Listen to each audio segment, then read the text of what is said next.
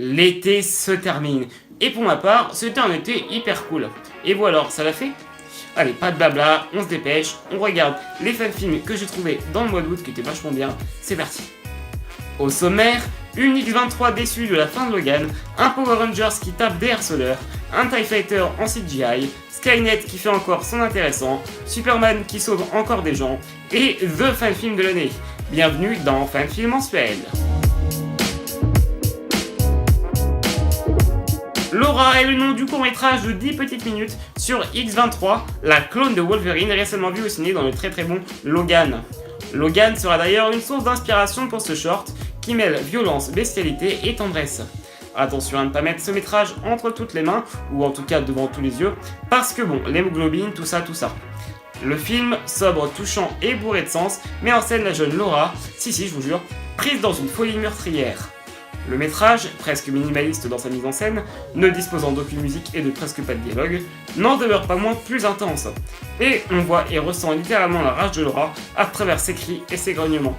Wolvie serait fier, pour sûr. Un gros bravo à la chaîne SNSKR et au réal Charles Yu de nous avoir conduit ce petit chef-d'œuvre à la fin du mois de juillet. It's Morphin Time. Désolé. It's Morphin Time est le nom du fanfilm de 6 minutes sorti sur la chaîne Joe and Daily. On y voit un jeune homme se faire martyriser par des bullies, mais c'est sans compter sur le fait que le jeune homme en question enfile un costume de Power Rangers et prenne sa revanche.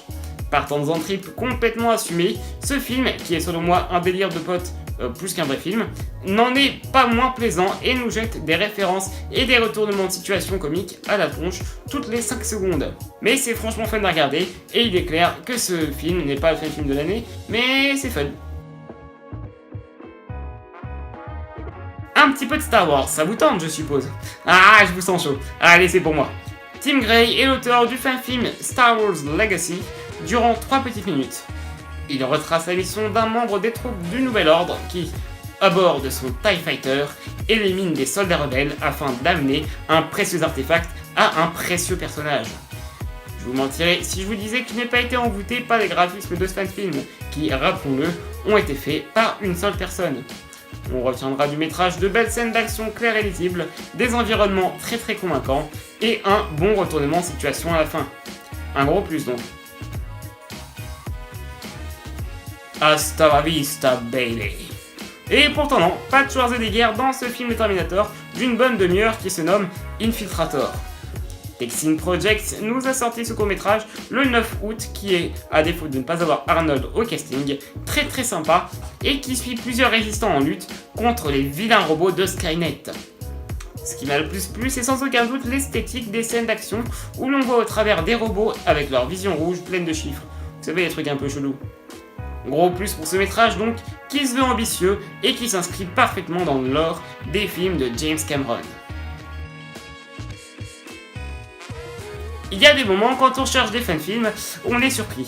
Et ça a été mon cas pour le très bon Superman Sylvia, sorti sur la chaîne de Blinky 500. Et ouais encore, cette chaîne, j'en parle tous les mois.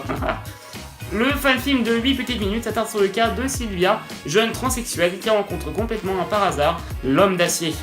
La jeune femme raconte alors face caméra qu'elle était sur le point de se suicider à cause du harcèlement qu'elle subissait quotidiennement lorsque Superman l'a remarqué et l'a sauvée. Réflexion sur la beauté du monde, sur l'optimisme et sur la vie tout simplement, ce fanfilm fait prendre conscience de la vraie nature de Superman qui symbolise réellement ce que son costume est censé symboliser.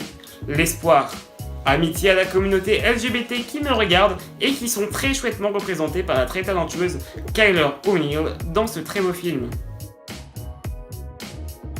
Days Past de la chaîne Side Project Studio et The Fanfilm à voir ce mois-ci.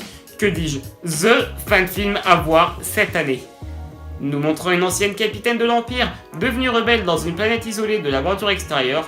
Ce court-métrage d'une bonne quinzaine de minutes a littéralement tout compris de l'univers de Star Wars.